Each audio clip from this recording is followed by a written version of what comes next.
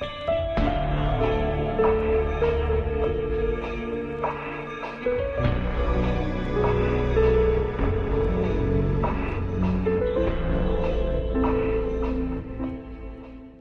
everybody and welcome back to Out of Body. My name is Sabrina and welcome back to our Halloween special called Freak Week. My friend here says hello. Say hi. Oh. Ow. He pinched me. Hi. So in today's video we're going to be discussing what different types of things you might experience when your house is haunted. Now, a lot of these are pretty expected and are things that you've probably heard of, but then there might be a few that you have not thought about or heard of. So I just thought it would be interesting to bring onto this channel in case you guys are wondering if where you live might be haunted. So I'm kind of going to start off with the more common ways and things that you've probably heard of. And then as we go along, get closer to 10, it's going to end up with some things that are a little less common or a little less thought of as paranormal. But if you experience those things in combination with some of the other things, then more than likely your space is haunted. So for number 1, we have lights flickering. So this is one of those that a lot of people will just chalk up to, you know, electrical wiring or a light bulb going out or something like that. But if you have it happen, especially if you have it happen to different lights within the same household, or even like the same one over and over again, even after you change the light bulb, it could be paranormal, I feel like, especially if you are already sensing some other things or experiencing some other things at the same time. Another thing that I have experienced recently with one particular light in my dining area, it's kind of a cluster of lights and there's only one light bulb that does this. But the light bulb went out. Like, it went out. It was dead. And I didn't change it yet. And then all of a sudden, twice it's done this, it just comes on. Like, randomly. Not when I turn it on. Like, I'll turn the lights on. And they'll be on for a while. But that light bulb is out. And then all of a sudden, it'll randomly just come on. And stay on until I turn it off. It doesn't come on and come off. It stays on. And it's done that twice now, like where it'll just come on and stay on until I turn it off. And so I'm like, I feel like that could be a spirit visiting me, kind of a sign, because that's very odd. So number 2 is cold spots. Now, cold spots are when you're walking through a space and all of a sudden the temperature drops.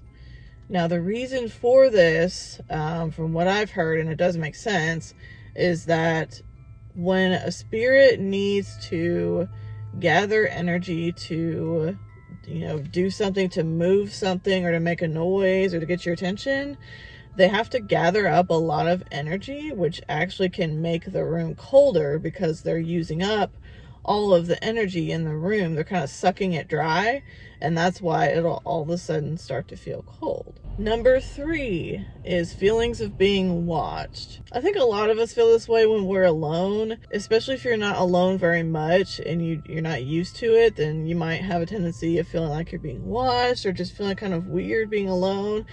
Or if you're like me and you're used to being alone, then you don't really think about that. But sometimes when you get that eerie feeling that you're being watched, it can mean that you really are. The main thing is to tune into your intuition, and just instead of tuning into your mind and tuning into fear, try to tune into your heart space and your intuition. And if you really still feel like something is there, then something is probably there. Number 4 is hearing strange sounds.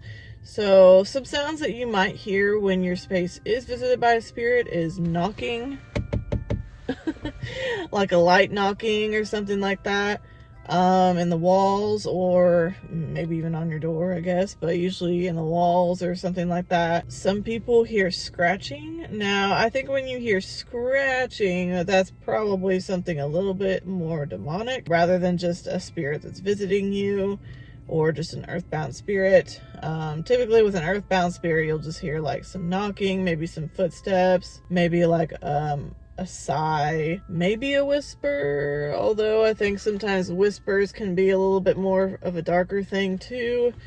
like they're trying to scare you. But I feel like if a spirit's not trying to scare you, you might just hear a little bit, like a couple of words in your ear, like a voice. Some people will hear growling. Again, that's more of a dark entity thing. Now, obviously, if you're hearing some more extreme things like screaming or crying, or like really loud bashing noises then that you can't explain, and if you don't have neighbors close by and you don't have animals either, that could definitely be a sign that you're being visited. Number 5, electronics acting up. So when a spirit is trying to communicate with you, a lot of times they will use that electromagnetic energy around them or around the space to try to communicate or to try to influence the electronics around you so that you will notice them. Sometimes they can make a TV turn on or turn off, or they can change, change the channel or make the TV do something weird. They can also influence your phone, any sort of devices really, computers. So yeah, if anything electronic around you is acting up, especially if that happens along with something else like lights flickering or like noises or something like that, then you're most likely being visited. So now we're getting into more of the nitty-gritty, some of the more obvious yet less common signs that you are being haunted or that your space is haunted. One of those is strange animal behavior. So if you have pets, like especially if you have cats or dogs really, and they start to act very strange all of a sudden, especially if they stare into a particular corner of the room, or if they start to, like if a dog starts to growl at a particular area and you can't see anything over there, you can't figure out what they're growling at or barking at. And if a cat just kind of stares at a particular area or tries to kind of play with something that's not there, or if they try to run from something, if they seem scared of something, that's another sign. Yeah, because animals, actually, I will add children to this too. Animals and children are a lot more sensitive to spirit than we are. And so when animals or children act strange or act like they can see something that you can't see, it's more than likely they are seeing something there. It's not just like, oh, the animal's just acting weird. Like, no, they're probably looking at something that's there. And it may not be anything bad. It could just be a spirit visiting. Number 7, if you are seeing shadows in your peripheral vision, or even like lights in your peripheral vision, like not actual electronic lights, but just if you're seeing like unexplained like flickering or lights in your peripheral vision, that could also be signs of a spirit visiting you. I've personally experienced both of those. I've definitely seen shadows at the corner of my eye. I've definitely seen lights in the corner of my eye. I feel like when I see like those balls of light, that it's either an angel or a past loved one that's visiting me. The shadows can be too. A lot of people think that shadow people are negative all the time, and I mean sometimes I guess it could be a negative entity, but a lot of times shadow people are also loved ones that are visiting us that just don't want to scare us, and so they try to just kind of be subtle and come off as just a shadow that you may or may not notice, as opposed to just like this full body apparition type of thing. So number 8 is frequent nightmares or sleep paralysis, or really. If you've never experienced sleep paralysis, you're lucky because a lot of us do, and it's very, very scary. Luckily, in the many sleep paralysis episodes I've never experienced anything demonic during those episodes. For me, when I have sleep paralysis, it's actually how I trigger an out-of-body experience so I can leave my body during that point in time. But a lot of people have much more negative experiences with sleep paralysis. A lot of times when you have especially a negative experience with sleep paralysis, a lot of times you will be able to see through your mind's eye, or even open your eyes and see in your room, and you'll be able to see entities. Even if you can't see anything, sometimes people hear noises. I did have one experience where I had sleep paralysis and I couldn't see anything. Really, I could see my room, but I couldn't see, anybody in there other than me in bed.